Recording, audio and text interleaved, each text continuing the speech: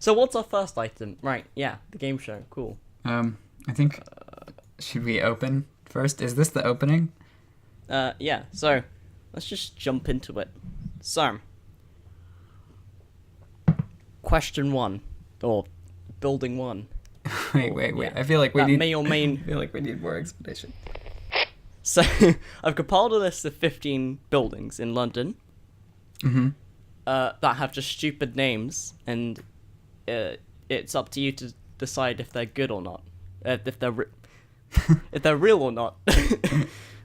Wait, do you have some fake Is names? this a real... Do you have fake names mixed in?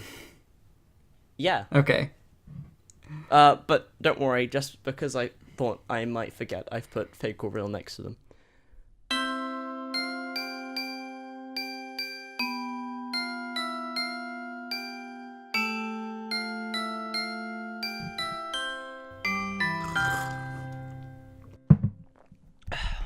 Isn't that just lovely? So, I've compiled a list of buildings in London that may or may not be real, because some of them just have stupid names. So yeah, let's just jump into it. Okay. Right. Question 1, or thing 1, the gherkin. The gherkin. Real or fake? I probably should make a tally somewhere. I feel like I've heard that before, so I'm gonna go with real, but I have no idea what it is. Yep, real. I probably should have prepared better and got images of them. But if we're doing video format, I'll put a picture of it, or someone will put a picture of it now. So it's just this weird building that's kind of spherical and ovular. Okay. Okay. Number 2, the cheese grater. No. That's you trying to mess with me. So, fake? Yeah. That one's real. The cheese grater. Is this a building in London? Yes. It's weird. Does it resemble a it's cheese grater? I would say so. Let's open up a Chrome link. Cheese grater. Images. Can I just drag it over? No. Damn it! Why is it so hard to do things? So it's this big building. That one side is big and flat, then it has like a top bit, and then the rest is slanted. I just googled cheese grater. I need to put the in front of it. It's quite a cool looking building. It's to do with sightlines in London. So it's this old architecture law from ages ago where it's like, when you build a building in London, you have to be able to see it from this park. You have to be able to see St. Paul's Cathedral from this park ages away. So all the buildings are like bending around, which I think is quite comedic. Just to think like most of London's architecture is based on this. Oh, actually, this photo here doesn't give away any other buildings, and because all it like, when you think about London and all its landmarks, they're all actually surprisingly close to each other. But yeah, the cheese grater is a real building. Strange. God damn it. Yeah. Never mind. I can't figure out how to use Google. Do you want to take a break and find images for all of them? Oh yeah. And then we sure. can just cut the middle out. Okay, sure. Right. I'll grab photos for all the ones that are real. Okay. I can't. So Don't read them out loud because that'll ruin the game. So you've had the gherkin. Okay. Yeah, that's a good one because there's nothing around it. Please don't see it. Why does it save as a HTML? Jesus. Fine. Be like that. Are you clicking save image as or save link as? I'm doing save images. Okay. So this is the gherkin. Why? Okay, hang on. I need to do. Okay, hang on. Cancel. Save image as. I was pressing save link. Okay. This is fine. Wholesome IT podcast. Wholesome IT. Oh, that was like. That top photo there is the gherkin, and then the one underneath it is the cheese grater. Okay, so Okay. Yeah, so with an image, I can see why it might be called the cheese grater. yeah, The gherkin is cool looking. yeah, it's really cool because all the architecture of the area is like quite early, like that. It all looks like that, but there's just occasionally just a skyscraper, and you're like, oh, hi, friend. Yeah. Um, It's like this church or school or whatever this is almost like medieval looking, and then there's just Yeah. this all glass paneled spaceship which landed next to it. Like what? yeah, you can see the railing there when it's so cool to watch them clean the windows. Yeah. 'Cause they have this apparatus that like hooks to the top, and then they like you see them wheel up, and I'm like, good luck, have fun. But yeah, the view from up there is quite cool, and yeah, the cheese grater, which, I mean, yeah. Oh, you can see like another church building there as well, where it's quite old looking. But it's just like this other spaceship has just been like, oh, Yeah. yeah, This is like a very modern looking, like slanted building, yeah, contrasting Yeah, with like that's the old churches and things. yeah. And then even like the older office buildings. Yeah, they feel like just a different era. Yeah. So, third one on your Okay, list? the third one, the trash can or the garbage bin or whatever. I don't know. The garbage bin. Or Well, is it the trash can or is it the garbage bin? It's referred I mean, I referred guess. to as both. I'm gonna say this one's fake. Damn it. I should have like. I was like, maybe trash can's too American. You gotta commit. What I was going to do, which I forgot to do, was do little funny concept arts of what they would have looked like, but I realized that would take too much effort. Oh my god. You should do that though and get it in the show notes. If they're not in the show Okay. notes, then Wobbles has failed you people. Okay, I'll see what I could do. I'll do for some of the more amusing ones. Yeah. No, I want full blueprints. Oh, right. So we can construct these. Budgets and Yes. planning commissions from the London Council. Mm-hmm. It doesn't exist anymore. From which borough is Central London in? Oh wait, London Centre? City. Never mind. Right, number 4. The bottle. Bottle. Yeah, I'm gonna say that's real. You'd be wrong. Oh, what does that put the score at now? It's 3 out of 15. Well, yeah. So you've got 3 right out of the 4. So you're doing well so far. That's a majority. So I did get cheese grater. yeah, you got cheese grater, gherkin, and trash can, but not bottle. I thought I said cheese grater was fake. Oh, never mind, you did. You only get 2. No, I'm not sure. You said, yeah. But you got, yeah, okay. For any listeners who might be confused, there was a big gap between 2 and 3 where we took a break to Google some images. It was lovely. I don't know if any of that made the cut. Yeah. Number 5, Right. the egg. The egg. I feel like I've heard of the egg. So, real? That is fake. Oh. I thought like the gherkin and then like the egg, it would just be the similar side of shape but just wider. Wait, but yeah. what is a gherkin? Pickle. Oh. Okay. So where are we? Number 6. The walkie-talkie. That has to be fake. There's no way. Is it? It's real. Okay. I want to show it. It's actually, this building's very interesting actually. Does it have a Pickled in spire, there, but it's like not centered or something? It looks like that. See if we can get a oh no. It's not the best photo. It doesn't have a spire. But if you look at it from a distance, it does look like a big walkie-talkie type shape without the antennae. Yeah, I see it. It's almost like a speaker. But you see how it's curved? Mm-hmm. When they were first constructing it, the sunlight was hitting it, and then it was reflecting at such an angle it would be focused down on the road below, so it was like melting people's cars and stuff. Oh no. Yeah, so they had to reconstruct it and adjust it by like a few degrees, which I think is quite funny. Yeah, you don't want your building to be like a death ray for the pedestrians below. Yeah. Oh no, you've only got 2 out of the 6 right so far. So, number 7, the antennae, or the antenna. I can't pronounce words. I hope it's close to the walkie-talkie.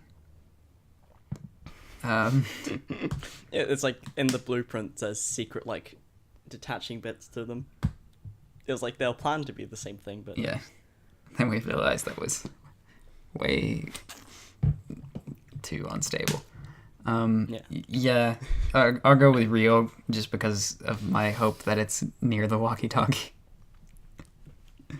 no, that's also fake. Damn it. Oh no, you're doing big bads. Oh, Okay. we're gonna bleep that. We haven't had a proper discussion of this. Number 8, the can of ham. The can of well, that's not something you would make up. I don't see Wobbles at home thinking, what's a fake thing that here totally fall for? The can of ham. That'll fool them. So I'm going to say real, although I'm very concerned for the British people calling their buildings the can of ham. It does look like a can of ham. One, because I wasn't that sure, because I knew a few buildings, like the Gherkin, the Cheese Grater, and the Shard. Everyone knows the Shard. Yeah. The Gherkin, the Cheese Grater, and don't say the wrong one. Don't say the walkie-talkie thing. Fuck. Fudge.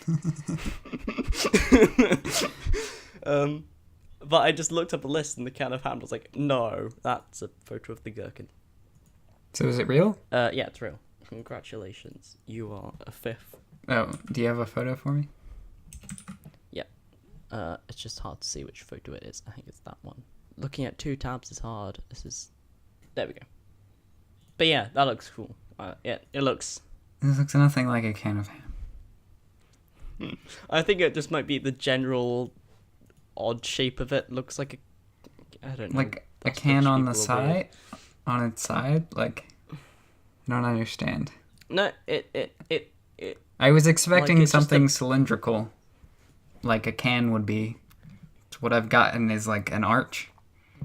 I think, yeah, it's like a spam on its side. Right? Yeah. I suppose. Where are we? The kind of fan. Right. So number 9 is the torch. Sorry, I'm still looking at this picture.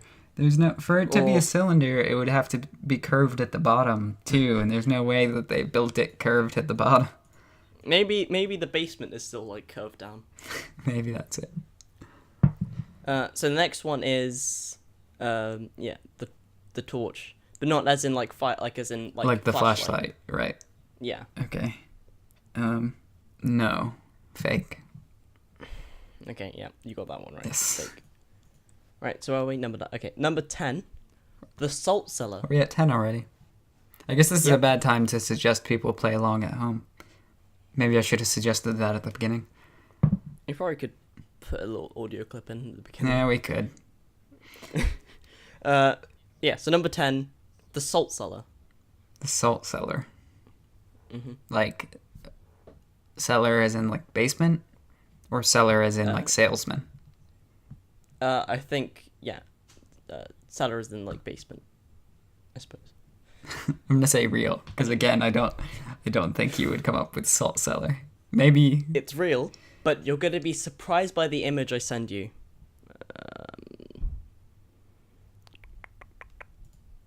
suspense.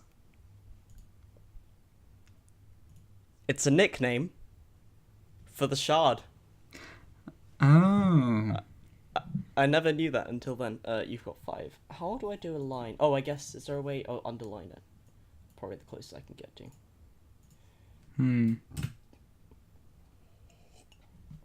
I thought that was an interesting fact, Pact. Fact. There's an interesting pact.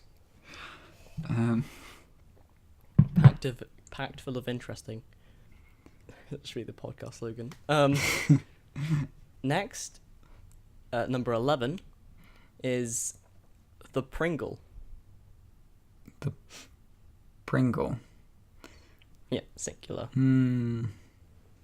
It's probably a weird curvy building, like most of these. But it could also be like a Pringle can, which would just be a tall cylinder. Or it's going to be like a weird square in the ground, which they called, because it somehow resembled the vague shape of that one part of a Pringle, or a can, or, yeah. Yeah. I'm gonna go with fake. It is real. It. I was leaning real until you started like coming up with hypotheticals with me, like of what it could be, and that made me think that you didn't know what it looked like. Yeah, open. There it is. It is actually the cycle drone thing. Oh. For the London 2012 Olympics. Oh yeah, this looks like a Pringle. But it looks like a Was that Olympics sponsored by Pringles? The 2012 Olympics? I'm not sure. Didn't really watch it. Do they do sponsorships? They do, don't they? Yeah. Wow. I've been wanting to look through the spreadsheets and see what event I was born during, but I digress. Right, number what were we at? The Pringle. I'm on board with that name. That one's good. Yeah. That and the cheese grater. Nothing else there. No. Number 12, the cell phone. We already had a walkie-talkie, so this is either you trying to come up with a similar object to fool me, or the people of London having a weird obsession with mobile devices. Yeah. Like I feel like we haven't had a fake one in a while. I'm gonna go fake. You'd be right. Let's go. Oh, hang on. No underlines. Control U. So number 13. The bean. The bean. Yeah, real. It's fake. I had such confidence. I know. You're like real. Just never heard of this, but real. I thought like it's gonna be like it's like the gherkin, but like a giant punched it in the middle. It's all like curvy. I was also gonna say you could probably believe it from the TV show Mr. Bean. Yeah, it's Mr. Bean's headquarters. Yeah. Rowan Atkinson sits at the top in the Mr. Bean suit, like, yeah. Yeah. Looking down on the city. Plotting. Number 14, the barrel. Are we finally gonna get a cylinder? Let's go with real. That one's fake as well. Mm. Oh no, it's okay, last one. You're not gonna get last one. This is number 15. Number 15. Burger King God, I saw the opportunity. So number 15, the TV remote. The TV remote. Yep. That seems like a long name. But we also had the what was it? The can of ham? The can of ham and the cheese grater. Yeah. Quite long names. And the walkie-talkie. Just a mouthful. Fake. Yep, it's fake. Oh. That was bad. My Discord hotkey for muting is the same. I accidentally pressed Control /.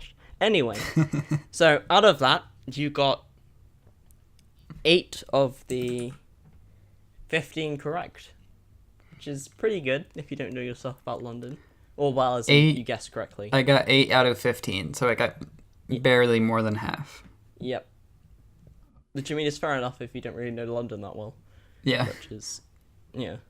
Some of those names were pretty stupid. So, in my defense, yeah. Can of ham.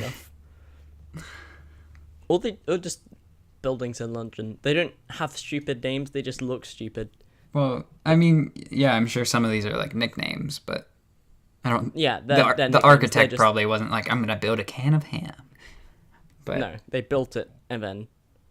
But that's I don't know. That feels like a dumb name to me, even as a nickname. Yeah, they are just known as what street they're on. Mm-hmm.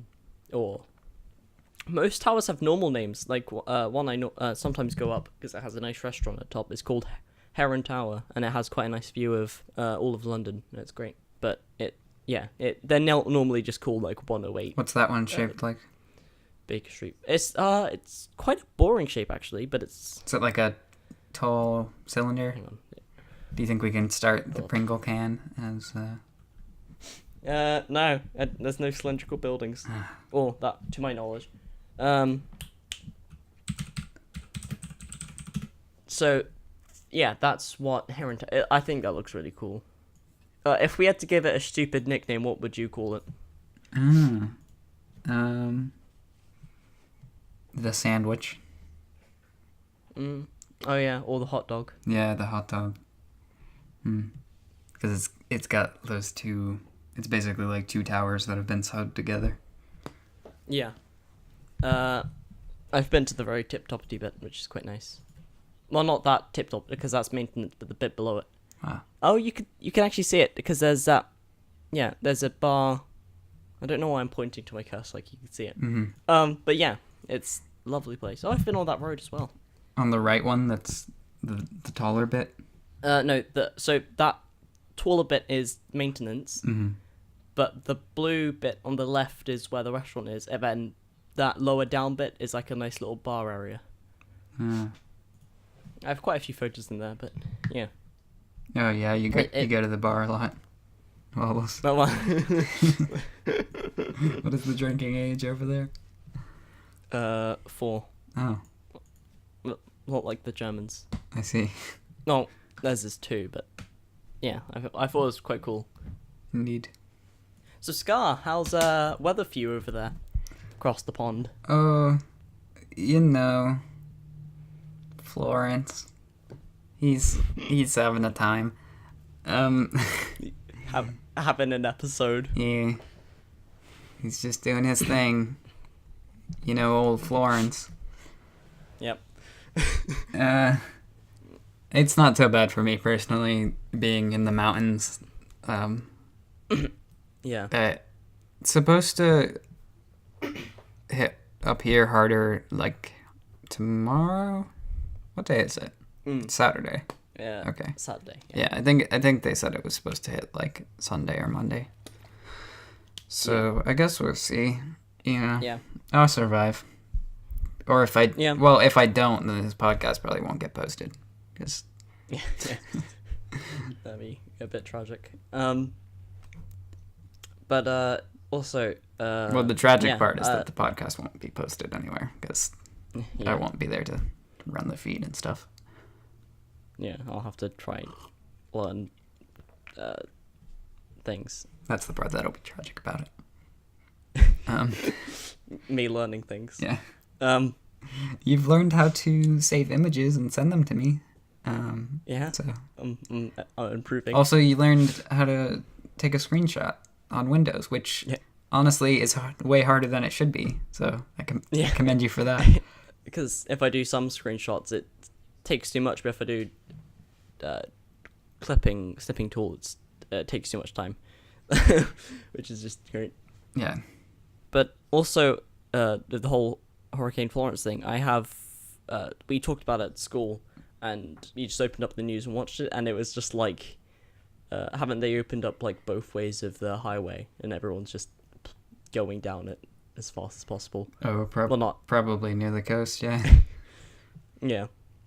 And they're all stocky up on supplies, which is just like some kind of like apocalyptic type thing. Yeah. That's something I never really understand. Like, it happens a bit here when we get a snowstorm coming in as well. Like, even if it's just like an inch of snow, people will go to the grocery store and buy all of the bread. And you walk in and there's like all of the shelves are empty and there's one loaf of bread that's like in the middle of the aisle that's been stomped on. And it's like, we're getting an inch of snow tomorrow. Why has this happened? Yeah, but everyone's like boarded up their doors. Yeah. Shotguns at the ready. Yeah. There are people filling bathtubs full of water just in case like the plumbing goes out or something. Like, what? They're gonna use like, there's gonna be like Mad Max style walls over the water. It's like people in massive spiky cars run over people to get water and fuel. Yeah. Gas stations like running out of gas. Like, what? This shouldn't be happening. I understand if you're near the coast or if you're in an area which is going to be dangerous. But even then, like, you know, even if you're talking in a scenario where your house could be swept away by water, like, having like 8 loaves of bread in your fridge that's not gonna help you. Why is like this you necessary? just throw the bread into the you throw the bread into the water. It'll save me, I swear. It'll soak Yeah, it bread up, floats, soak it right? up. What? I'm just building a raft of bread and milk. Yeah. Milk as well. Like, if your power goes out, what are you gonna do with your milk? It's gonna go bad. Drink all of it. You're just chugging a gallon of milk. Throwing up. I'm prepared. Everywhere. You're just jealous because you didn't prepare. It's like, what? What I would do in that situation is I would just tip out all the milk and then make a raft out of all the bottles. Yeah. But no, see, that like, seems that's practical. But you could also just buy like an inflatable raft for a lot less money. yeah, you probably could. I think we should make a spreadsheet of like all the like survival tools versus like the practical price. So it's like practical per insanity. The next episode of the Minty Boys podcast will be Wobble's survival guide. Survive the apocalypse with your Wob boy. But you only have a £100 budget. Right. Everything has to weigh under 100 pounds. That's what I'm hearing. Yeah. Oh, right. Yeah. Has to be under... Are you trying to do a currency conversion right now? So 100 sterling, $130.70. Yeah, it's just insane the lengths people go to for the weather slightly changing. Yeah, it's a lot. Like those apocalypse preppers that buy out bunkers and then just buy just crap tons of food and ammo and just like. Hey, but when the zombie apocalypse comes, they'll be ready. You just need to be in contact with at least one of them, and then you'll be set. There are like nuclear bunkers. Like I've seen one where it's underground, and then it's just like it's the whole bunker is set up to be like a nice, lovely house, and then there's a whole bit where it's like astroturf and a nice garden. And I was like, that just must be really depressing. Because you just look outside your fake kitchen into your fake garden. It's like... Hey, but when you compare it to the other people in their bunker looking at concrete. At their concrete, like... Eating soylent. They're going to be wishing they had a fake garden. Yeah. Yeah, fair enough. I don't know. People just do funny things when they're panicking. Yeah, definitely. Humans are weird. Yeah. And yeah, I think reminds me how there's going to be a space hotel now, but I bet now people are going to start making space bunkers. Space bunker. case like Well, I mean, it just has to be a normal spaceship. yeah. Unless that's a pretty big, like, nuclear explosion or solar flares or... The problem is I don't know how you get to your bunker in time. Like Pay SpaceX to do it. like it's lovely that you've got a bunker like out in California somewhere or Nevada or whatever. Like But you'll probably only have 5 hours to respond, and you're 10 right, miles away but from when your city gets nuked and you're like, "Oh, time to go to my bunker." Oh no, I'm dead. Like and same with the space bunker. Like that actually I could see that being a thing to like protect you from like asteroids and stuff. Like But you would have to know months in advance for that type of thing. yeah, like what? Because Elon Musk... You're just gonna is like, hijack like a SpaceX rocket and like somehow get it set up and launch all by yourself? Like how are you getting to your space bunker in time before the meteor hits? Yeah, I can just imagine the whole crew, they're just sitting around the boardroom one afternoon like, let's just send another rocket. Let's just do it. I mean, how long? Yeah, 5 minutes till we go home. Yeah, let's just set up the live stream, all the cameras. Yeah, I think we can do this. Just launching into space out of boredom. Yeah. Oh, just got one of those scary pop-ups. It was like, oh, do you want us to update the software? We'll need to restart your everything. That's not fun. If anything, like if anyone was to have a space bunker, I could see someone like Elon Musk having it, but it would just be a station that he lives in and like runs his businesses from, and he would never like leave it, you know? Yeah. It wouldn't be the kind of thing where it's like, oh, if a meteor's coming, I'm gonna quick hop on a spaceship and go to my bunker. Like that's good luck getting there in time and safely and everything. Yeah, but yet again, while all those people were preparing, when the apocalypse actually does happen, there's just gonna be people watching from Mars like, oh, right. They have to deal with civilization. Actually, yet again, we'll probably have moved to Mars, and then all the sane people, all the, like, people that want to advance humanity want to go back to Earth. So we're just going to be bouncing between the two planets for the next billion years. I think so. Yeah, that sounds like great fun. So I see on the notes here, bleep test? Right. I don't know what that is. Please elaborate. It's this fitness test that is mandatory in the UK just so the government can see how fit the children are. And pretty much UK government interested in fit children. Got it. Okay. Continue. That's another scandal. Is it the government officials particularly, or just the government at large? I would guess it's the education and health thing. Okay. So pretty much it's 20 meters of running. So between these two lines there's 20 meters. And you run, and then when you get to the line, there'll be a beep, or, well, when you get to the line, you probably would have to wait a bit, because it starts off quite slow. There'll be a beep, and then you turn back and run back to the other line. Oh. And then it beeps again. Yeah, okay. And then you keep doing that, and then it gets faster and faster and faster. Until you can't make it. Yeah, until if you're behind the beeps 3 times in a row, you're out. I read it not because I enjoy running and exercise and that type of thing. Wait, you get 3? 3 strikes and you're out. Yeah. So it might be like you were a foot behind, so then you can just speed up, because it might, unless it's like you're 2 bleeps behind, then you'll probably get kicked out, but not like as in you would have to be going really slow for that. Yeah. No, I've actually taken this test before. I just didn't recognize the name. Yeah. I don't think I took it in high school, but I have done it before. But we only got 1 strike.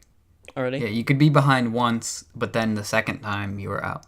All right. Yeah. It sounds like you got extra strikes there to buff up your stats. Yeah. If you miss it, you can speed up. I think they do it just so people, like, if people are just out of the pace a bit, because it does speed up quite weirdly. Mm-hmm. You can still catch up. But yeah, it's so repetitive and boring. I mean, I wish it'd be like, oh, you could listen to podcasts or music while you do this. I'm like, okay, yeah, I'll probably go on forever. But yeah. Actually, there are stories and stuff that there was this footballer, not sure who he is, probably editing Wabbles, or someone will put it in now, or not. Maybe it'll get cut. Apparently, he was able to do it, and it stopped at like 29, where it's just literally just sprinting between just 20 meters sprint constantly. Which, I mean, I think that's just not healthy. Just how much work you'd have to be doing. Right. Yet again, they are footballers. They have to run quite a long distance in football. Yeah, and constantly be turning and running a different direction and stuff. What a better idea if you're a slightly fancier school. So you just have a running machine that just gradually speeds up over time, and then they time how long you are on it. Yeah, but then you're not turning, which I feel like is an important part of that. Yeah, I guess. Yeah. Like agility and stuff. Mm-hmm. But yeah, I think I got 8.3 this year. Well, last year I have to do it. Like, golly gosh. Do you have to run the mile as well? That's usually included in those sorts of things. We used to do this thing called cross country, where we just go to this field that's nearby my school, and then we do this big loop where you go through the woods. It's quite a nice, pleasant run, especially, well, what happened the last time I ever did it last year, it just started hailing. That was not fun. But once it cleared up, it looked really pretty as like it melted into the grass. But yeah, it was quite fun. Do they time it though? Yeah, they time you and they give you a number and stuff. I haven't checked my time. I probably should do that before they get the new kids in and then do it. Probably be best. But yeah, first year I hated it, but over time I've gradually just been like, well, can't change anything about it. Mm-hmm.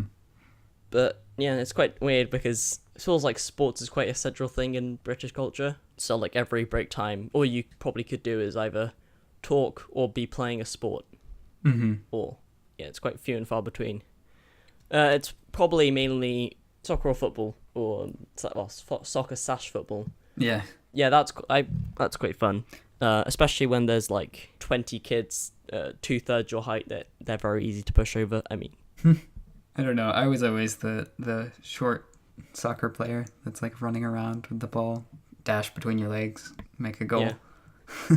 Yeah. Yeah. So I don't know about quite easy to push over, but yeah. But it's quite fun because there's not many people that are just absolutely terrible with football, and if they are, they're not playing. They're just sitting off somewhere talking. Right. But yeah, it's quite a fun sport. I normally play defender because all that involves is if ball kick away in the opposite direction of your goal, which seems to be normally what it is, or intercepting the ball and stuff. Like in my school, we do inter-house challenges where the schoolhouses do sports against each other. So we do like football, ultimate frisbee, basketball. That's quite fun. But football's normally quite good because it's pretty much just down to luck, because it's not like Harry Potter where they pick out the teams. So one year you could have an atrocious team that doesn't know how to play football, and then like another year you have a team that's the next elite force of footballers. Right. Yeah, same with like most of the other sports, like basketball. It's just luck if you get the tall, fast kids, or the people that have practiced basketball, or the short, stocky kids that play it like netball. Yeah, I do find sports quite fun. Yeah, I've never gotten too into them, but I do enjoy soccer. Yeah. And I don't know, I find them entertaining to watch sometimes. Yeah. I don't just outright hate them like a lot of like nerdier people are just like, oh, sports bad. It's like, yeah. They're alright. Yeah. They're just games, and I do like games, like video games, board games. Sports is just like another type of game. Genre. Yeah. Yeah, it's quite fun, yeah. Mm-hmm. I think definitely what's fun about watching professional football / soccer is just watching millionaires fighting each other pretty much, and then tripping each other up or faking to be tripped up, which all it's evolved to nowadays. The sport may as well not be there. They just put a bunch of millionaires in a ring and watch them kick each other violently. That is a funny way to think about that. Yeah. Sometimes I was watching it with my cousin once, and we were just thinking of like really funny ways how we can make it better. But it's like, so at halftime, after halftime, the ball is worth 2 times more points, and then at quarter time, it's then worth 4 times, and then just like it could further and further down until someone scores in the last minute. So if you if you get a goal in the last 10 seconds, that would be like the golden snitch. It's like 200 points. Yeah, it would just be like just ridiculous.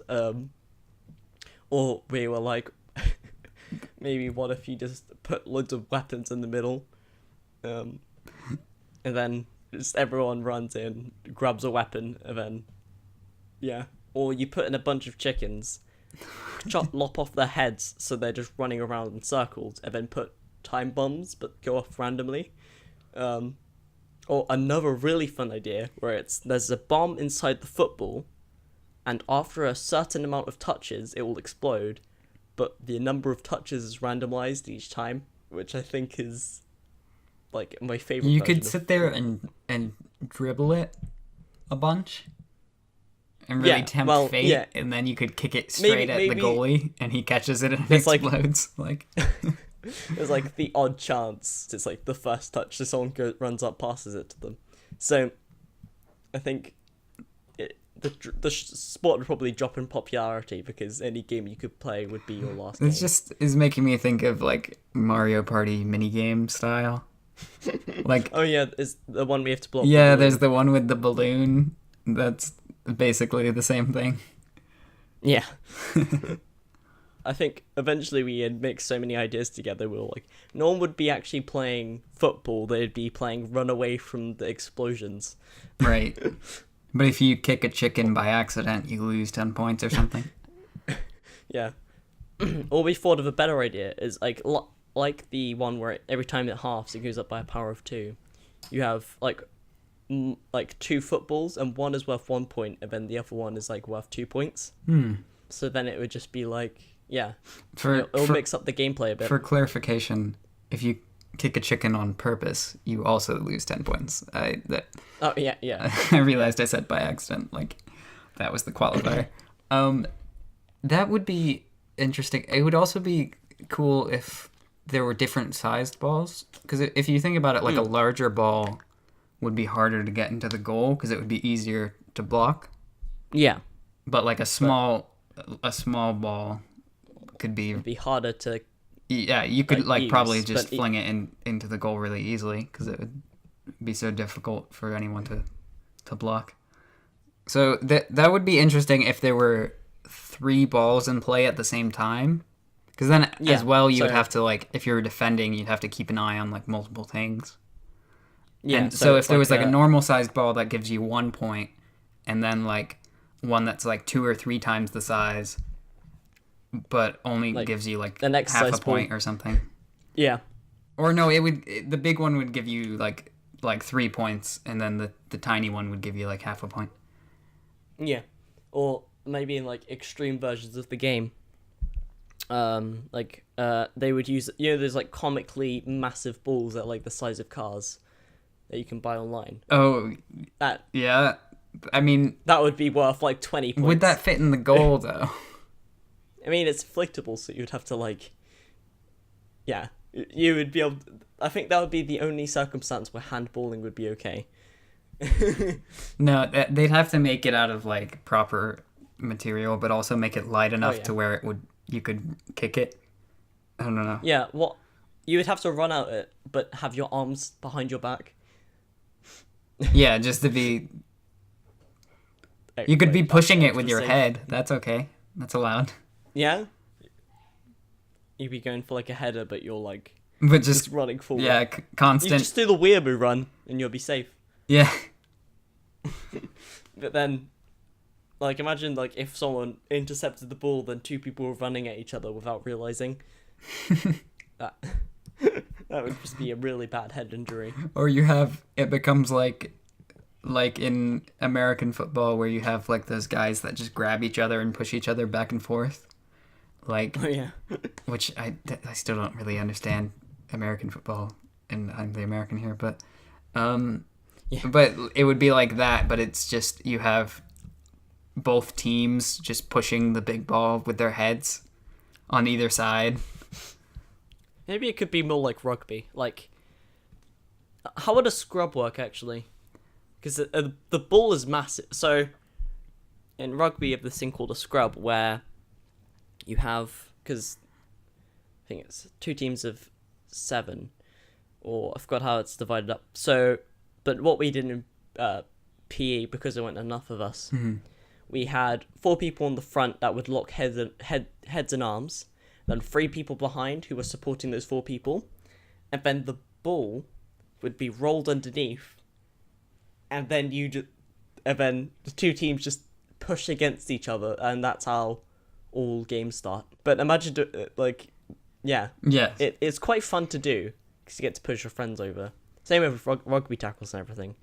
But with a massive bowl, you would just like, there's all these like tough guys that like pushing into each other, getting ready, and then this massive ball just comes over and crushes them. Quite comedic. Yeah, like whichever side won out would just roll the ball over the other team. Yeah. Unless you did the strategy of have someone come around the side and kick it out, and then the teams just run into each other. Yeah. But, yeah. Actually, people always talk about how, like, oh, how is American football and rugby different? But rugby, you can only pass backwards, and I guess it's a lot more intense because there's no like the most armor you wear would be a gum shield, so your teeth don't come out. Right. Yeah, you're not padded in the same way, and you can only throw it backwards. I didn't know that. That's interesting. It adds or when they kick it, only people from behind them when they started to kick it can run onto it. I've got quite a not fun story about rugby. So we're playing it, and there was this quite fast kid who was also quite strong. And whenever he got the ball, he would just sprint, and everyone would be diving to get him. So one time he was running, I was also running. I dived down to rugby tackle him, but he just continued to run over me.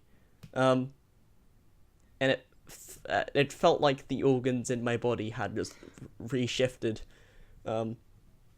It wasn't very fun, and I just lay down on the floor, just like, everything hurts. Oh Jesus! And that's almost died.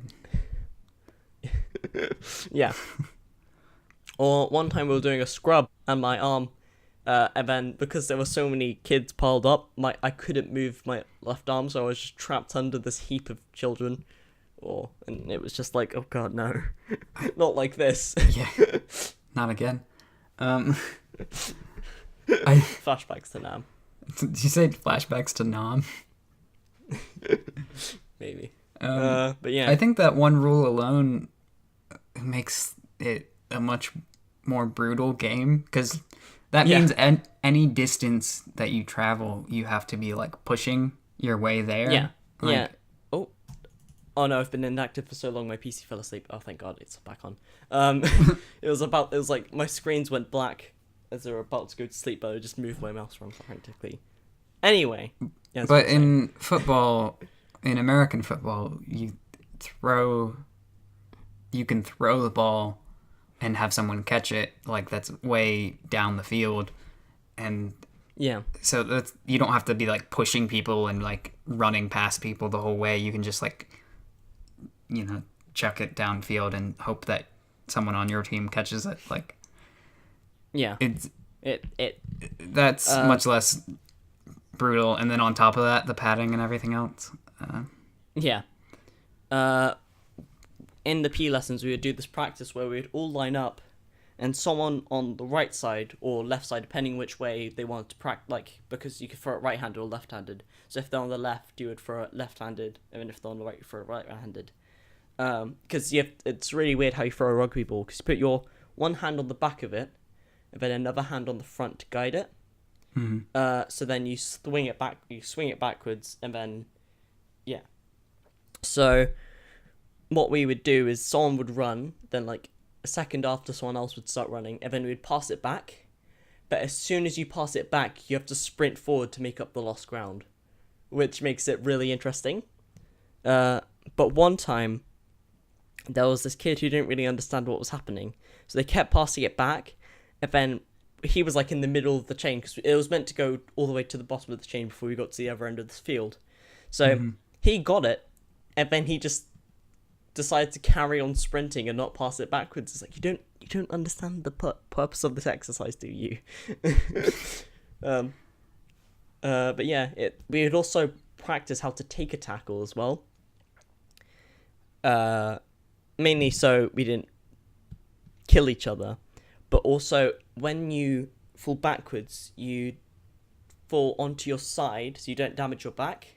And if you have the ball, you keep it, because you normally keep it close to your chest, but you're meant to dive back and put the ball backwards behind you, so then someone behind you can run up and grab it, which is quite interesting. Yeah, the game doesn't stop if you fall over.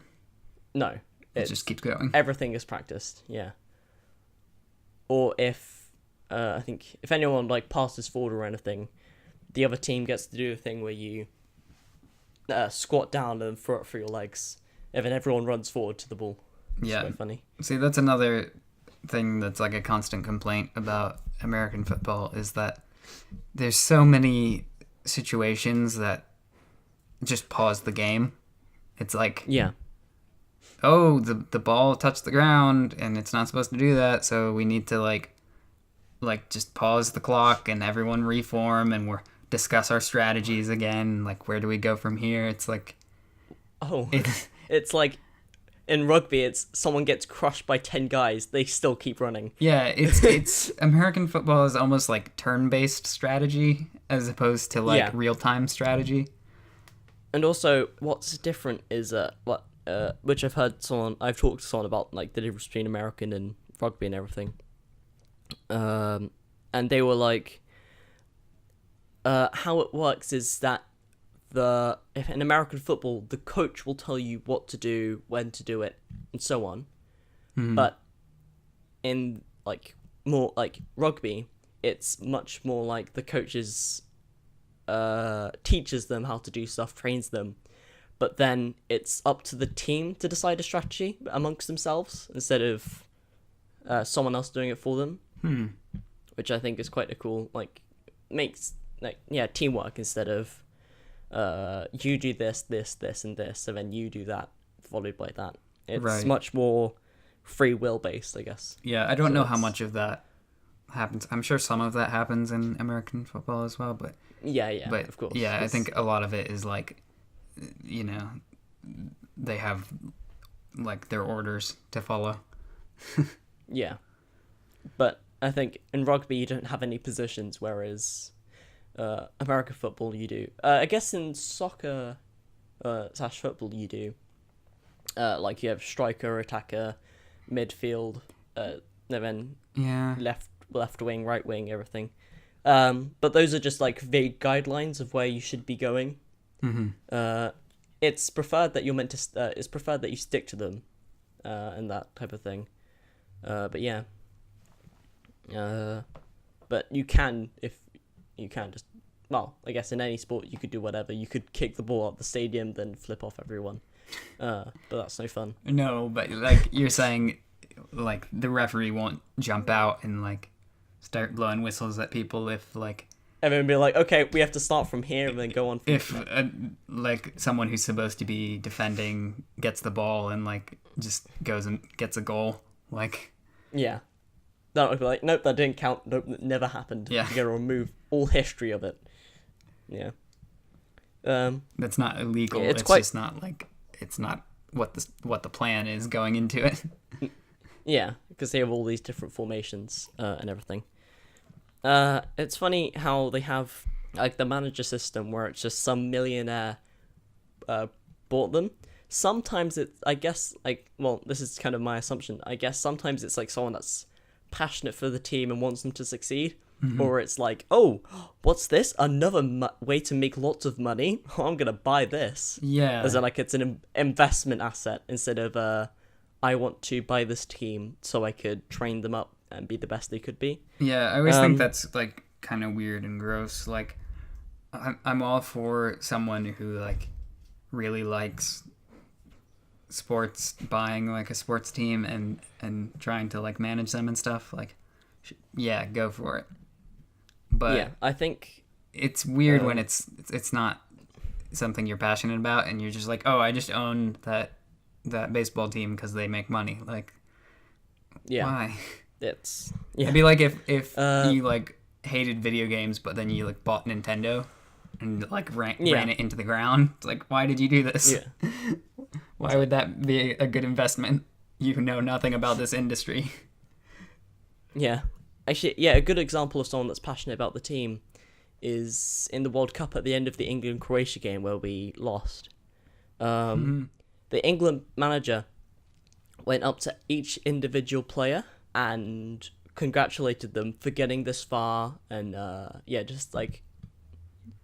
congratulated them for getting this far and everything, and just kept like telling them like, well, this is, you did wrong, but you're still an amazing player and everything. And I think that's like an actual show of, oh, he's actually passionate for the team, not like, oh, well, I just have this for money so I can have a bigger house. Yeah, the fact that he was even like there to some extent. Football managers are there. They're on the side, and they're like telling orders to the team once like they come. So they're like, oh yeah, what you're doing is good, but you could improve by doing this, this, and this, and then the team would go on. But yeah. But I think it's quick. Most of them are actually just ex-football players, so they know their stuff. See, that's good. I think people who own sports teams that like weren't previous players is where you run into more problems of like, why do you own this besides that you have a lot of money? Yeah, it is a bit odd. Speaking of a lot of money, did you see that Apple announcement? Oh yeah.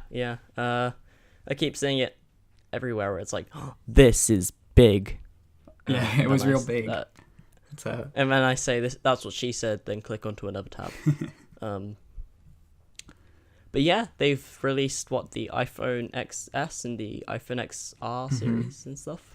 They would say 10s and 10R. I would say, where is 9? So I'm okay with calling it XS. Yeah. So yeah, I guess I haven't really seen much, but I know they are made to have like a bigger display size, and are another way to make lots of money. I mean, a way to make the consumer happy, and yeah. I haven't really looked into that much, but I just saw that it was a thing, and it was just was quite interested how it's like the iPhone X, and it's still very new. And yet they were like, "Oh, hey, buy this new thing. You want this new thing? I think you want this new thing." Yeah, guess what? I was thinking there's this that new thing. It doesn't feel like the X has been out that long, and yet the XS is already coming out. Yeah, I looked at the website, and it's just like they try and make it look all fancy and everything, but it's like, yeah. I mean, honestly, it does look really nice, but yeah, it looks like, the iPhone XR especially. I think it's probably the cheaper version of the iPhone XS, I guess, because it's got the singular camera and everything, whereas the iPhone XS has the double camera and such. What, the R? Yeah, the R is like the cheaper version of it. Right. Oh, no, wait, hang on.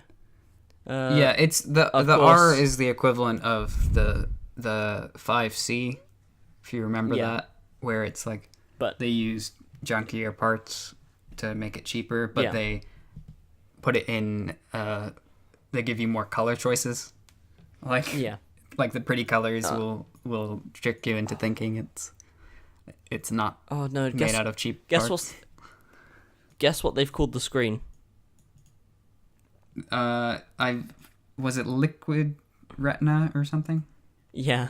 It sounds so pretentious. Yeah, it's like Sega's blast processing or whatever. It's like Oh yeah. big words, pretty Whoa! colors. Cool graphics. It's Exceptional materials. The most durable front glass ever in a smartphone. Precision machined, aerospaced, grade aluminium bands. Water and dust resistance, and 6 stunning new finishes. Oh, I hate the way they always say it's like it's the most advanced technology ever in a smartphone. It's like they emphasize ever and then they do like a comma whenever they're announcing, or sometimes it's ever in an iPhone. It's like, this is the largest screen ever in an iPhone. It's like there's larger screens in other smartphones, but this is the largest one in an iPhone. So, and they want to emphasize the ever to make you think that that's where the period is. But then they do like dot in an iPhone. Yeah, looking at the slogans just it makes me ill. I think if you look at I think it's the iPad mini slogan, it's light years ahead. Years ahead of what? The last iPad? Well, sure. But it's like trying to be like, oh yeah, we use science words. Yeah, science words exist. Even though it doesn't mean actual yet. Never mind, it's fine. Yeah. Ooh. Yeah, the main thing with the XR is that it's an LCD screen. Yeah. It's not the what OLCD or whatever. OLED. What are letters? That's just excellent. If you go to the iPhone bit, they are only advertising from iPhone 7 upwards. I think it's quite great how they're... Right. I don't think they... fair enough, I think those are the ones that they Huawei, will still sell you a new one. Yeah, because if you do Huawei, if you go to the Huawei website... I don't know what that is. They've just beat Apple in sales of phones, actually. They're the second... They're the second biggest selling phone brand in the World Cup right now, just under Samsung. So if you go to their phone page, it's Could you send me a link? Yeah, sure. I'm just trying to find the web page I was on earlier. So if you go phones, PC, more, blah blah blah, phones. So you are. It's probably redirect you to the US website. So what I like is you go to the phones and it goes Huawei P20 Pro, which is their new camera, their new phone, which has like AI assisted camera, so it adjusts all the lighting and everything. Like even like it's the most advanced smartphone camera to date, I think. And then the Huawei Mate, and then the XS Huawei P20 has all of that stuff.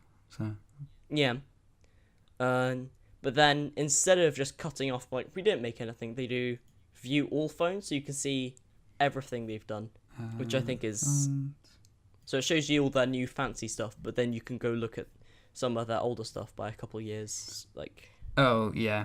So instead of Apple being like they just forget everything from last generation, because they've cheekily released 3 phones in one iPhone generation, which I think is just kind of quite funny. So in the span of 2 years where they would have released one phone, they've just released like 3 phones. Well, they have the cheap model and the expensive model, and then there's the bigger expensive model. Yeah. Because people like different sizes. But yeah. Actually, I can't see the iPhone X anymore. Is it under XS? No, I guess they're not selling them anymore because they want people to buy the XS. I think maybe the iPhone X was like a proof of concept that they sold for $1,000 / Yeah. And I think you can get an XS for the price that the original one was. So I don't know why you would want to buy an X. I mean, I suppose they could have had more in stock and like lowered the price of the X, but then they wouldn't make as much money. Right. I think when I was doing a bit of research, I was just looking at a couple articles, and one of the articles was iPhone XS, the final nail in the coffin for small phones. Yeah. But yeah, just looking at the website is just more pretentious than ever. That's Apple. Because you normally think of them as like a pretentious, fancy company, but their website just escalates that even more. Yeah, I mean, and all the adverts and everything. Yeah, the website embodies their company, which is good web design, I guess. Yeah, but it's very, it's very. Maybe if we ever make a website, it should just be me like a website I made while I was trying to figure out how to do it. Yeah, it's just like there's loose code sticking out, and then me explaining to you that like that's not how comments work. Yeah. Runs 9 times faster than the A11.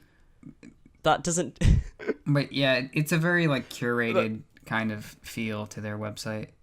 In the same way that like they always want to curate your experience on like iOS and stuff. Siri shortcuts are exciting though, in the sense that it's actually giving you some control over how you want to use a thing. What? We have free will on our devices. I know, it's crazy. But I like how they're really vague with their like up to 9 times faster than the A11. Wow, 9 trillion. Oh, faster than the A11. We all know what these chips are that are inside your phone, Apple, that are like proprietary. Like, what? 5 trillion. Wow, 5 trillion. That's more than I could count to. 5 trillion is more than you could count to, even if you started as a baby. Yeah. Yeah. In fact, I don't think it's really possible for someone to count to 1 billion.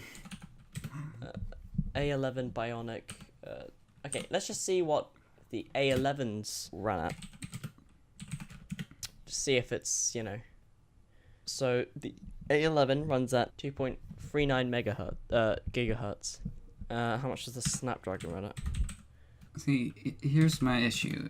If I go to pre-order an XS, an XS Max, Space Gray, okay. If I get it with 512 gigabyte storage, it's the most expensive one they offer. It's $1449. So that's more expensive than a lot of MacBooks. That's just a weird. I don't know. That's a weird thing to me that a phone would be more expensive than a laptop. Seems odd. And what I also find weird is they're leaning towards facial recognition. And how they're like, oh, you could have a beard and it would still recognize your face. But that's like someone could take your phone and then while you're asleep unlock it. Or they've announced, I've just seen this, they've announced a credit card system that works by Face ID. That's a terrible idea.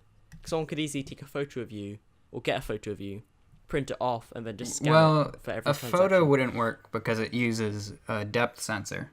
Of course, so you'd have to make it. So it would have to be like a plaster of your face. Model. But it's they advertise it like it's such a feature, but it's been around the past. It's kind of creepy. It's like, what if I don't want it to be doing that?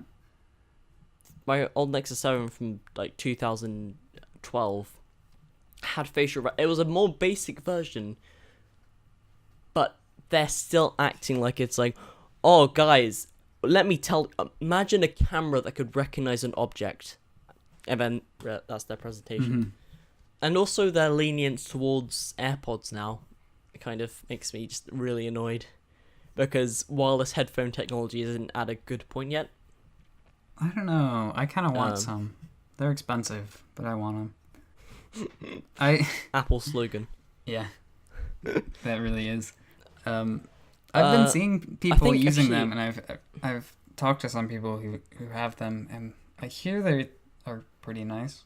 Yeah, actually, my sister one time just found a pair of the Sony wireless headphones just lying on the floor, and like just in the middle of London, and it was like she couldn't give them back to anyone because they're quite hard to ID. Right. So she now just has these like £200 slash $230-ish $240 Right. headphones, which I think is like, oh well, she just picked them off the street, and she even has it like all the charger and everything. It's just like someone's just dropped it.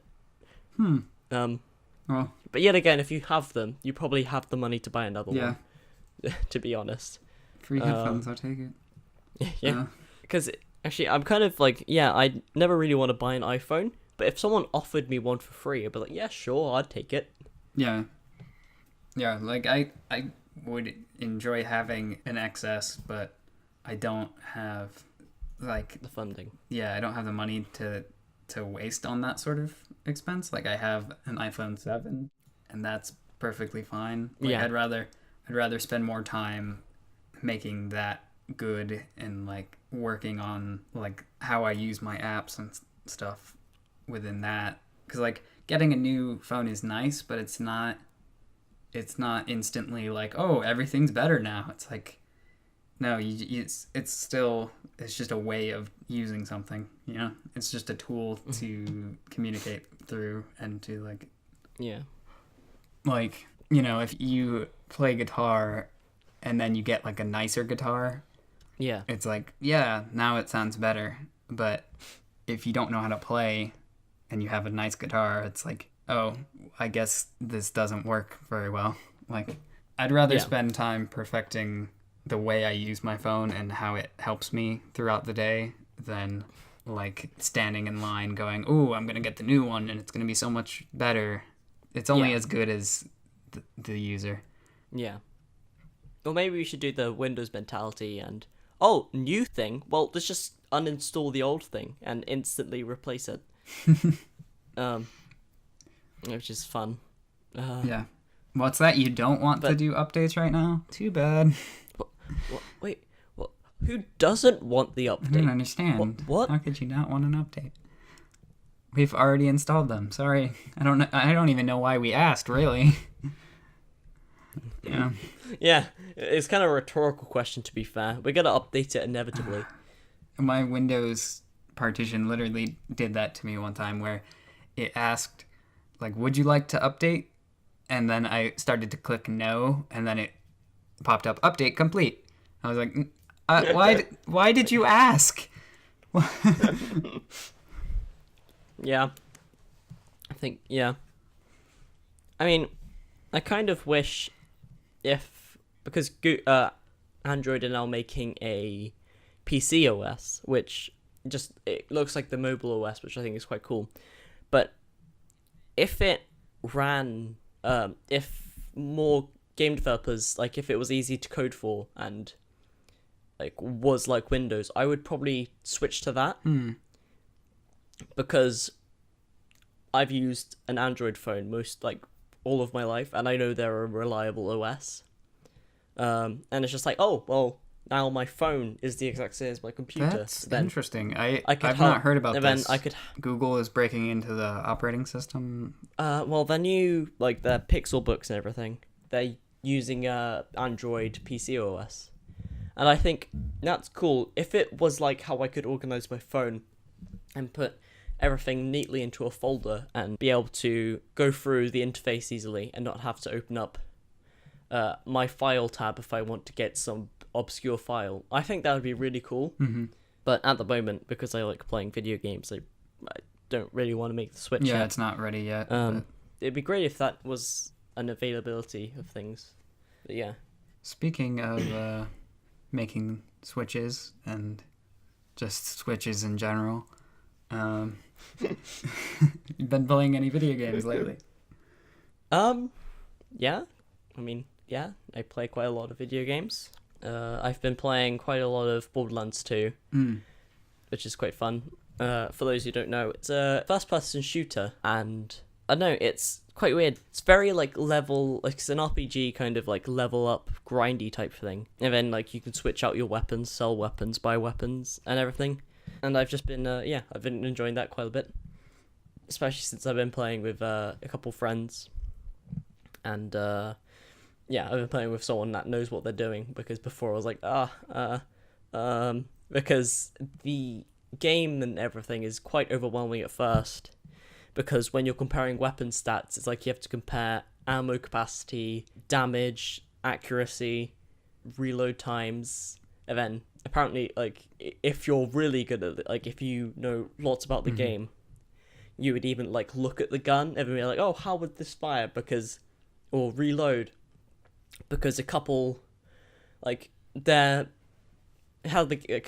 like, the backstory of the game is, like, there's all these brands that make the game, the guns, so even just by looking at a gun, you'll know a few things about the gun. So, like, there's this series of weapons called bandit weapons, and they normally have a long reload time. Right. But, or I think, I forgot the name exactly. I'll probably correct myself later on. I think they're green, yellow, and black checkered and everything. And they're normally explosive type weapons and stuff. But it's quite an interesting game when you have to incorporate, like, guns and weapon efficiency, and then, like, you can buy upgrades for your guns and everything, and also you can pick out heroes that have different abilities, and you can level them up in different ways. So one class, there's a stat that ups accuracy and melee damage by 50% or something. But yeah, it's quite a good game, because it's a mindless shooter plus a, like, strategic like, resource management game as well. Yeah, I've gotten into some shooters in the past, but I don't know that I've ever played one that has that sophisticated of, like, weapon stats of, like, Yeah. and I assume those are customizable in some way. I think you can, like, upgrade them in certain ways, as in, like, they do better damage or have a bigger clip size or something, or magazine size. Yeah. I don't want lots of people the angry. gun lobby jumping down your throat on that one. Yeah. Yeah. Well, I got Sonic Mania recently. Oh yeah. Which, if you don't know, the Sonic games have been somewhat gotten a bad reputation lately for being kind of terrible and, like, glitchy and just like not good story. Sonic 66. But Sonic Mania is really interesting because it goes back to, like, the retro Sonic game, like, roots. And I think it was originally developed by a fan that ended up getting in touch with Sega and making it an official game, which somewhat explains why it's so much better than some of the other games recently. I think it's quite funny because Sonic Team wasn't involved with it, and it's one of the best Sonic games ever. Yeah, it's like Sonic Team wasn't involved with it at all, and like it's like the best Sonic game to come out in years. Yeah.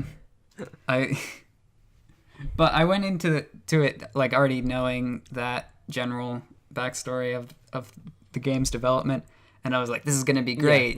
Yeah. And then the menu, it was like all retro Sonic feel, and then I can count the pixels. Yeah, exciting.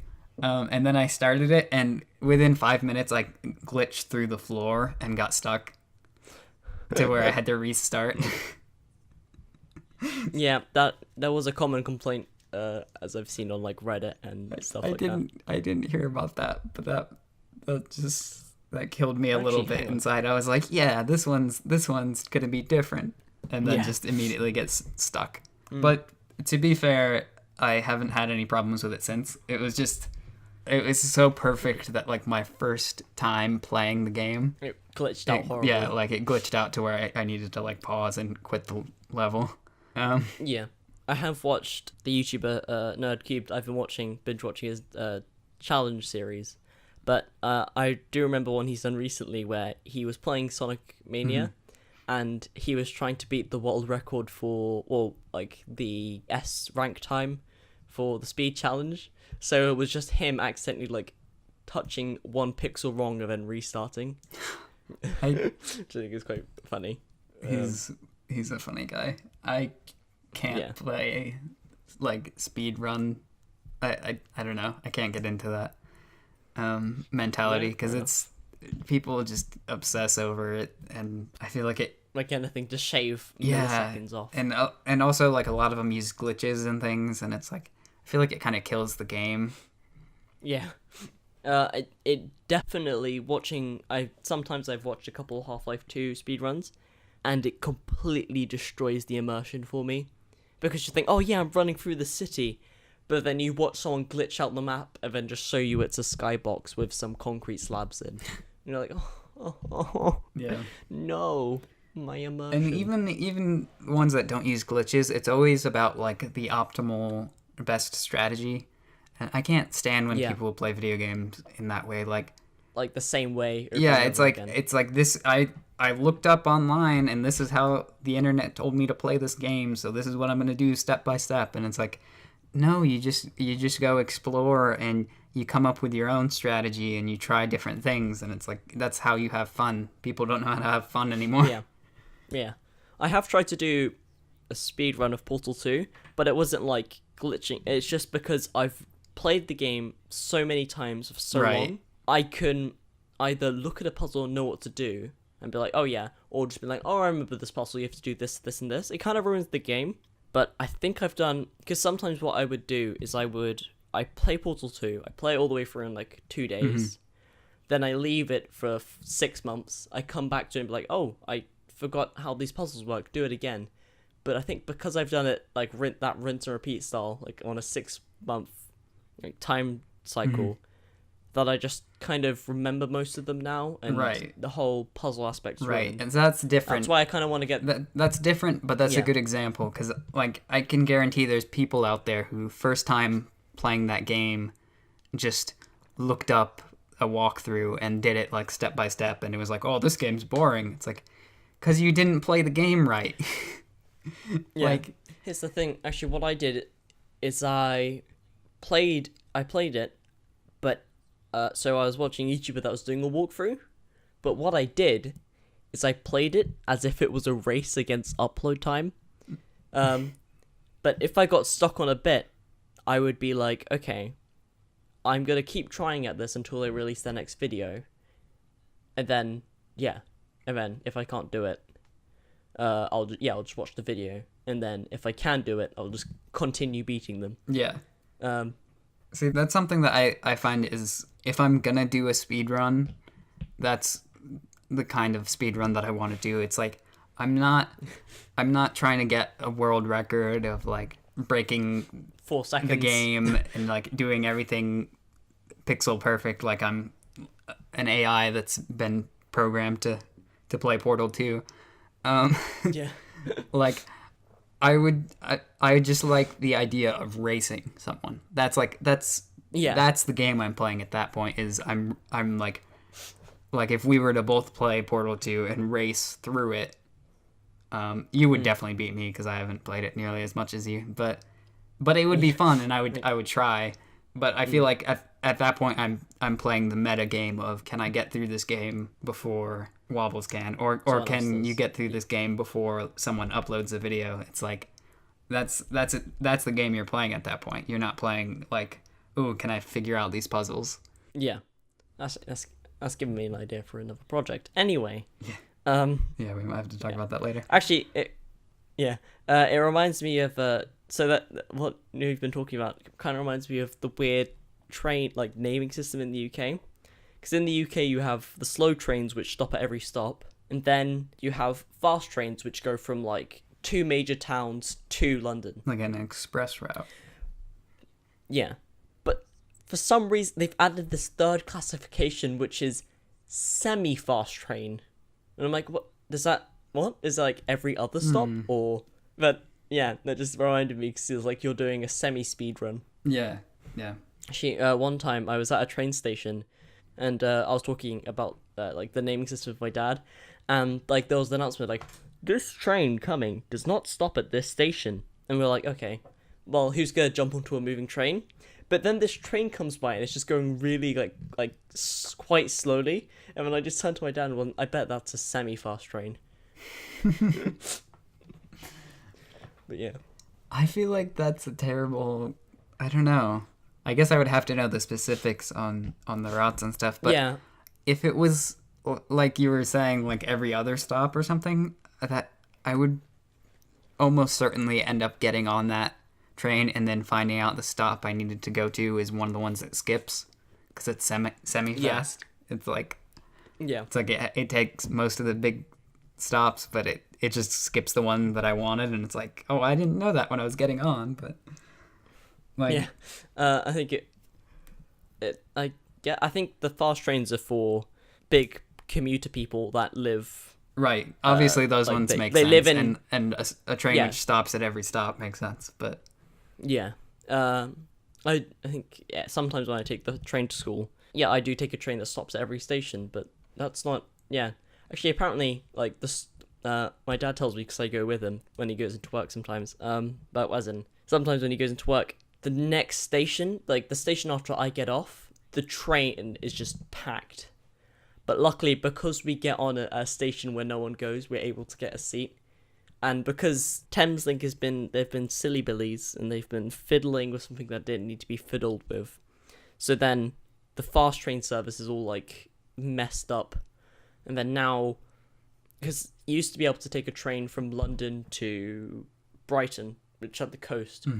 So that was just a straight line, but they fiddled with the timetable where take the train from starts in a town called quite a big like commuter place called Bedford, and then you go down to Greenwich in London, then you do a changeover, and then you take the train down to Brighton. And I'm like, what needed to be changed? yeah. Oh, thank you for replacing our perfectly fine system with a less functional system. Great improvement. This is why sometimes you don't want the updates, Microsoft. Sometimes you don't want them. Yep. But they're like, oh, you didn't want? Oh, well, it's already done. Sorry. Yeah. Actually, there was some controversy a couple of weeks ago where the CEO of Thameslink took a photo of selfie of himself in first class, but you could see in the back all the people crammed in the train, and they got so many angry responses of people. It's like, it's just like, you have changed the timetable so it's inconvenient for everyone where you're sitting in your ivory tower Some people in first class. Some people just have no tact. Like, you should look at that and immediately realize, like, this is not gonna go over well. I should not post this. Like, Yeah. I've got a story about how the timetable has screwed me over. So, I was taking the train home with my dad. So I was on, I think, platform 2. So that's the middle island bit. And there was this train that had came along that was going to terminate at the next stop, but it had stopped there for an unusual amount of time. And the train we were going to take was just after that one. And we're like, there's no way those two trains could move in time without crashing into each other. And then this other train pulls up, platform 1 or 4, so they're, quite a bit distance away. And that train was there, and then we realised, wait, hang on, I think that's the train we were meant to get, and then it left. Because what they normally do, they're normally the train that will be going to Little Billington will now be going to the middle upper sideways Spoopershire. And then it'll be like, oh, well, now I know to go to, but no, platform. But then it's no announcement, and then it also screwed over a couple people that were with us, because what we did, we were all sitting on the platform, and then all of us that were waiting for that train, we all just simultaneously looked over and realised our mistake, or their mistake. right. So then I ended up getting home an hour later, because because that train, I think the train we were meant to be taking was cancelled in between those two, and then we had to, because they come every 20 minutes, half an hour, but it's just, it's really annoying Yeah. how You Yeah. can't make a change like that.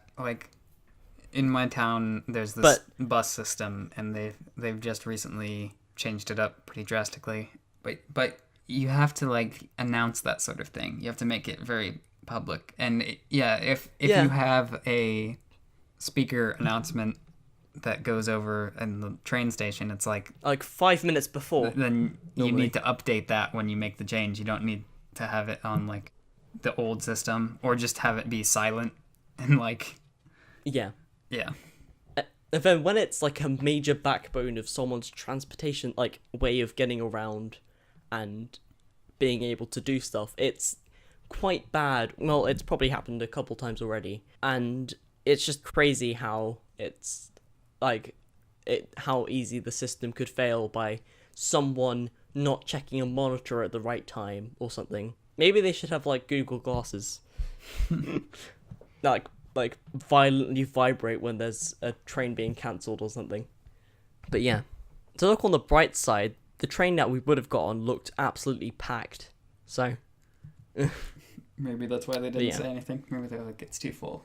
yeah, it's like nah. That happens sometimes where there's the bus I take, there's a stop just before where I live that is like, Yeah, that's where most of the people who ride that bus get on and off. So it's Yeah. like they will fill up with people on that stop, and then it'll get to my stop where I'm waiting, and it's just like, oh, it's full, so we can't let you on, and then they just drive past. And it's like that could happen every time there, because the stop just before mine is it's like big student apartment building where it's a ton of yeah. people always like pile on. One time I was taking the bus through London. I was like, oh, this is taking a while. So I went and talked to my sister, because she was the one that knew where we were going and everything. So I just like was like, oh, hey, where are we going? And it's like, oh, yes, 27 stops away. And it's like, one of them was literally down the road from the other bus stop. And it's like, what? Literally just had to walk like a block, and you'd be there. So I was kind of like, oh yeah, that makes sense that London's quite dense. But sometimes I would see them, and they're just like down the road, not like opposite sides of the road, like less than 300 meters away from each other. It's like, oh, that's just stupid, isn't I it? have 2 stops there. Yeah. That just seems like it would be slowing your train down. If I know anything from playing Mini Metro. No, yeah, it was. The tube system is very efficient, and so is the DLR, but it's just kind of lacking behind in our buses. Actually, double-decker buses, good investment. Yeah. But not bus stops down the road from each other. I mean, it was quite nice just sitting up on the top of the double-decker bus, looking at all the London scenery. Yeah, I've never been on one. They're not very common here. Yeah, fair enough. It always does annoy me though when the bus drives past because it's full. It's like, it's not. Do you not have a stop? It's not that full. Do you not have a stop button? No. Oh, really? What? Yeah, I don't know why they don't have that. That seems like such an easy thing to implement. Yeah, because it's a bell.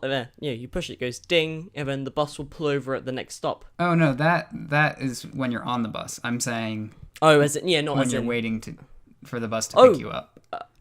In the UK, we have the system where if there's a bus coming and it's quite a small stop, you put your hand out and a thumb, and then the bus driver will see.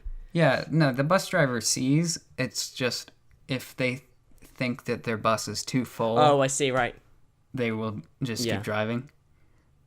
Which is annoying because I know I would fit. Like, I'm not that big. I could fit. Yeah. People can scrunch together even more. Like, Yeah. it gets very full where everyone's like standing up and there's no room really. But it's not like, Tokyo train full. Like we could cram. Or the tube at rush hour. That's very warm and sweaty. And I'm sure if I was Okay, at that transport- previous stop, I would have just gotten on with everyone else, It would have been a non-issue. But then because he leaves that stop and then there's another stop, he's like, oh, can't fit that person in. That's impossible. Yeah. It's like, yeah, where the bus driver draws like an arbitrary line of how many people. Yeah. It's like, that looks about too much, I think. I think Yeah. they just don't like me. I don't know. This kid again. Yeah. But yeah, I do quite like transport systems and stuff. Like I remember one time I went into London for the day with with a couple family members. I think it was just my dad, but I remember we were like, you know what? I've never been on the DLR. Should we just ride it from West India to what's it called? The far east of London. The station that's the far east of the DLR. Not Berkhamsted. I'll remember it later. I'm sorry. Did you say West India? Oh yeah. Wait. We have. Oh no. Sorry. East India.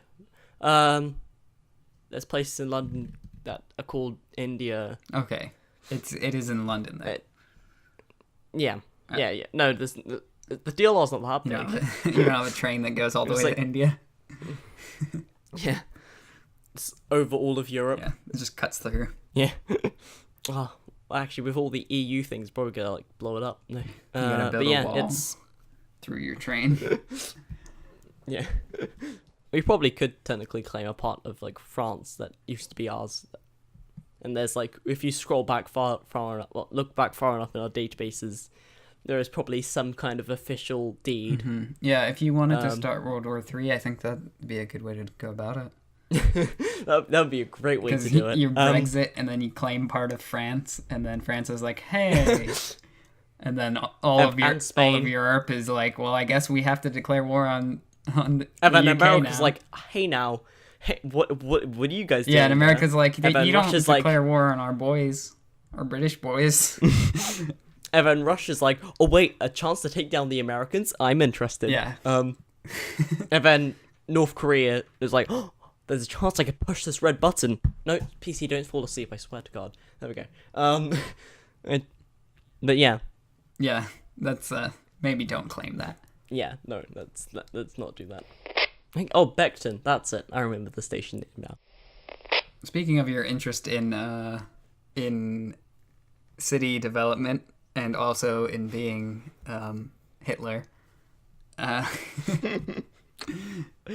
Let's get some great out of context. What a great segue.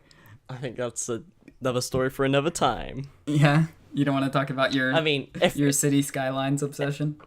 City skylines history. I mean, yeah, sure. But we could do that. Let's do that later on. But yeah, maybe it's just a myth and legend of the podcast. Like we never explain. We never actually. Maybe we should like we should say random things. And then maybe some of the time they're inside jokes. Maybe some other time and then never get to it. Yeah, because here's the thing. Like we could just say something and then the other person would be like, yeah. Remember that time you got in a fight with that ostrich? Dude, that was great. Yeah, we really should tell that story on the podcast. Yeah, I'll save it in the show notes. Yeah, save it for another time. Yeah, cool. But did you see that City Skylines is getting a Switch release? Oh, really? Oh, that's cool. Mm-hmm. It was just like a little footnote in that recent Nintendo announcement. Yeah. It's a bullet point in the fine text, fine line text. They're mostly talking about like Animal Crossing and Luigi's Mansion 3. Oh boy, did you know there was a new Kirby game? And the new Kirby game, yes. Oh well, it's an old Kirby. I don't know. It's okay. So there are so many Wii U games which they just keep re-releasing on the Switch. Yeah, it's ridiculous. It's like half of the Switch library is just Wii U games at this point. Yeah, pretty much.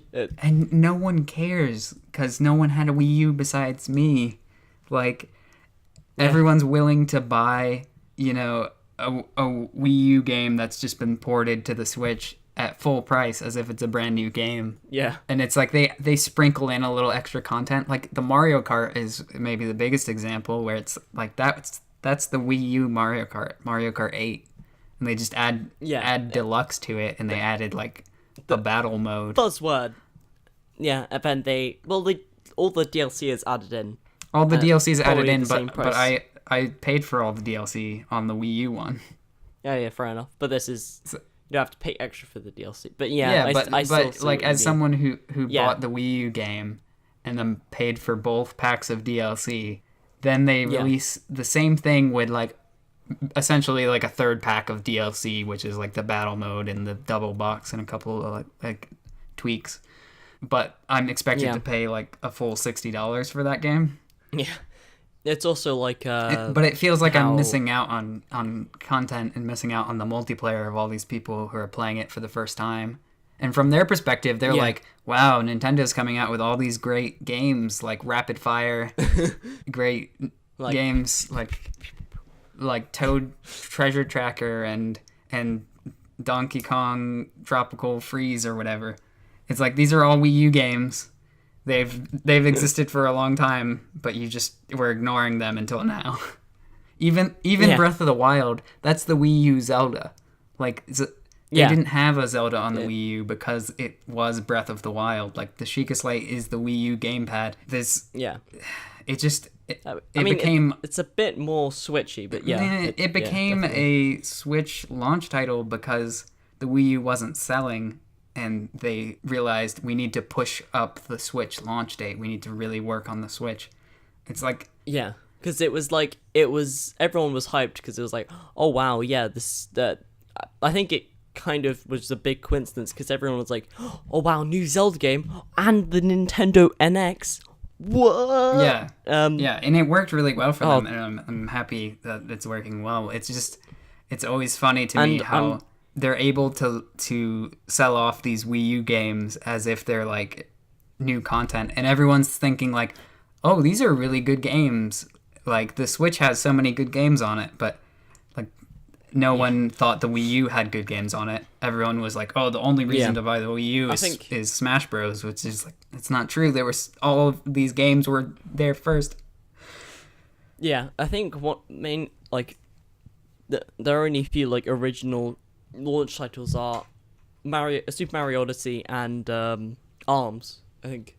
And Right. What else? I think. And there's Splatoon 2, but like Splatoon 1 was I on think the isn't that just Splatoon with more skins and more? I mean, more they skins definitely and they definitely a zombies game mode. they definitely updated it, and especially like since when it first launched, it was very similar to the original Splatoon.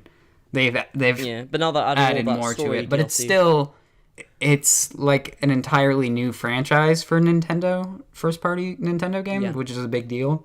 And it seems like most people have been introduced to it through the Switch, which is fine, Yeah. is great, but it's like it did exist prior to the Switch on this little known console.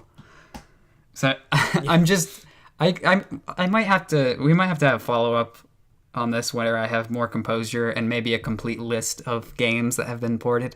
Yeah, and not a rant that's come out of But Cities they've broken me a bit because on this most recent announcement, if you look, I've sent you an image here. Oh yeah. Super Mario Bros. U. It's got the U in it. Deluxe. And then it's got the Switch. It's just the 2D Mario game. Because basically every console, they come out with a 2D Mario game and a 3D Mario game. It's just, the 2D one is usually just Mario Bros. And it's got all these levels and whatever the new gimmick is. And then the 3D one, you know, you had Mario Sunshine, and you had Mario Galaxy, And Mario Odyssey. 3D World, and Mario Odyssey. Like, Oh, yeah. that's... Yeah. Oh, 164. Mario 64, and and I think there was a Mario Galaxy Well, not in 2 that order, as well. But yeah. you know, there's 2D Marios and 3D Marios, and they usually come out with one for each, at least like one major one for each console. And clearly, the 3D is Mario Odyssey, which is like the one really solid Switch game that I can say for sure is a Switch game. You know, not a port. Yeah. But Yeah. New Super Mario Bros. U, that's the 2D Mario from the Wii U. It's like they didn't have a 2D Mario planned for the Switch, so they just grabbed the Wii U one, slapped Deluxe on it, and people are like, wow, I'll pay full price for that. What a good game. That's not... Yeah. Also, they have that whole new stupid membership system where it's like, if you give us money, we'll give you games that you could easily get free online. I mean... Okay, you know what? I can't complain about Nintendo having a paid for online multiplayer because they've had it for free for so long. Like the Wii and the Wii U multiplayer was always free, whereas Xbox and PlayStation charge you ridiculous amounts of money to play online with people. Yeah, people's main issue with it is that it's the whole membership system is you give them money and then you get like a newsletter and some like retro games, but it's like you don't exactly have to pay money, so you could for games you could easily emulate online. Well, but yet again, the prices are they're good. yeah, I think you're you're like focusing on the retro games, but this is just online multiplayer. Yeah, of course. That's what this is. Like it's Xbox Live, but Nintendo. PSN. Yeah. Or PS. No, mind. I'm not gonna start that whole PSN rant now. Looking at the time of it. Yeah, we should probably. We're gonna be able to fit that in. The NES games that they are giving you with your membership or whatever is more of just a bonus, you know? The main thing is the multiplayer. Although I will say, unlike maybe some other networks that will give you free games, they've actually put it seems like they've actually put some thought into it, and they've made some of the retro games that they give you with the membership have like multiplayer that you can actually use online that didn't even exist previously. Like you can get an emulator and run Dr. Mario, but there was never like a multiplayer versus Dr. Mario that I know of. Yeah. So they did tweak it a bit. You know, yeah, I did see that, and then the wireless NES controls. I thought that was really cool. And then until I saw them dock them onto the Switch, and then I was just done. It was just so funny because it was just like these massive, clunky, like rectangular controllers on this like sleek black screen. Yeah, I thought that was quite funny. Yeah, and yeah, I think it would look classier if they docked them onto a like external charger. But I guess not everyone has one of those. They wanted to. Yeah, I probably should invest in one. I want to get a couple more Joy-Cons so I can play with more friends. That's I can't decide if I want to get more Joy-Cons to have like bigger multiplayer or if I want to get a Pro controller. Pro controllers are just so expensive. I got the wired Pro controller, but it doesn't have the HD rumble, and that's really annoying in Mario Kart because the HD rumble. It's really handy for judging corners and stuff because it feels like you have the feel for the vehicle and everything, and you could feel the weight. But when you're playing the game and there's no vibrational feedback, I think I would be fine if it wasn't a feature in the first place. But now I'm addicted to it. It's my crack cocaine. Okay. I have this experience. Weirdly in like a really old game. I don't know if you've ever played Tony Hawk Pro Skater 2 for the original PlayStation. No, I don't want to play the skate games and the Tony Hawk games because they do look good. That was like I feel like the first like skateboarding video game that really took off. It's like there's a rumble that happens whenever you're like grinding on a railing or something, and I recently was playing it, and I don't know if it was the controller was broken or if it was like a knockoff PlayStation controller, but it didn't have the rumble, and I was just I played it for like 2 minutes and I was like, I can't do this. It like the button combinations in a game like that are so like muscle memory that if you don't have the rumble when you're expecting it, it breaks you out of like, it makes you think about your hands and you can't do well. It's almost like a fighting game, like a Street Fighter or Tekken or something. Like you need that muscle memory, and the rumble becomes part of that memory. And it's like, if it's not there when you're expecting it, or if it's there when you're not expecting it, it just makes you think about what your thumbs are doing, and then you can't do the combinations you need to do. Yeah, that'll really throw you off. Because I don't know why I've suddenly like started like, because it's not like, because I'm predominantly a PC gamer, and it's not like when I play games my keyboard and mouse start violently vibrating when something happens. Right. It's just a thing that's been adapted as a gimmick has become an actual thing that I rely on for a few games. Yeah, if you're used to something being there, then you want it to be there all the time. You don't want it to just stop being there. Yeah. And it is useful, like, as a response. Yeah, it is good for, like, because in Mario Kart, when you're playing, whenever you're doing, like, you're drifting to do a mini turbo, it will buzz, it will, like, gradually buzz more and more, depending on how into your drift you are. And that means I can focus more on looking at the road and looking around me to see if there's any green or red shells coming, instead of looking at my exhaust to see what color it is, to see if it's a good time to let off the drift. Right. And instead of having... I think in Mario Kart, a lot of times you get some kind of vibration if you're going into the grass, which is slowing you down. Oh, yeah. So if you're trying to make a really sharp turn, you want to stay on the road, but you want it to be as close to the corner as possible. And it's like... Yeah, so it's quite nice to have it's vibration some kind of response to let you know, to... like, oh, you're being slowed down right now because you're going into the grass. Yeah.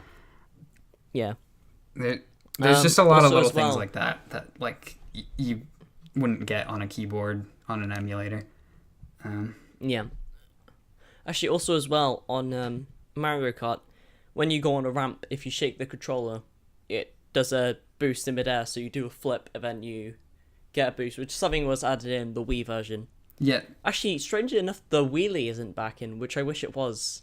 But because the controller doesn't have any sensors or HD rumble, that doesn't work, which puts you at a massive disadvantage.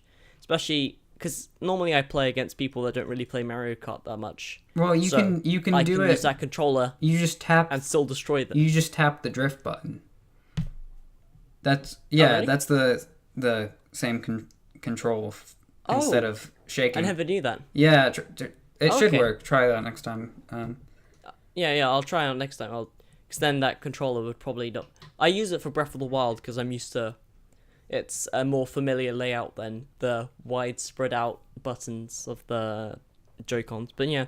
Okay, yeah. I didn't know that. I was trying different button combinations to see if I had to, like, click down on the Joy-Con joysticks. The joysticks. Yeah, I played so much Mario Kart Double Dash on the GameCube. Yeah. That I kind of prefer that controller in the same way that people prefer it for Smash, which obviously, like, who doesn't play Smash with a GameCube controller? Yeah. Oh, you Smash as well. But yeah. Yeah. Yeah. But so I have a that's another can of worms. I have a classic controller which plugs into a Wiimote. Oh yeah. That is shaped like a GameCube controller, even though it registers as a classic controller. So I would use that for Mario Kart 8. And obviously that didn't have any kind of motion control, so I just got really used to using the drift button doubles as like the jump, spin, whatever when you go up ramps. Yeah. I'm wondering if I should... No, I don't think I want to dive into the whole Xbox PS4 thing, because that gets me riled up and angry quickly. You don't want to get angry about because I could go on ranting for quite a while. The PlayStation Network and Xbox. Yeah, I got close to that when we were talking about Apple and consumerism. But yeah, I think that's all to be said for today. So yeah, it's nice talking to you, Scar. Yeah, see you later, Wobbles.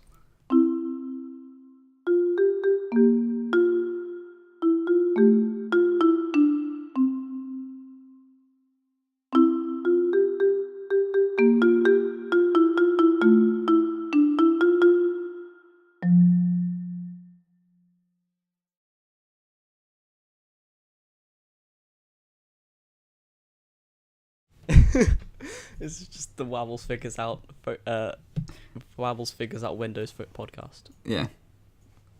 Wobbles learns how to use snipping tool podcast. Yep. Great podcast.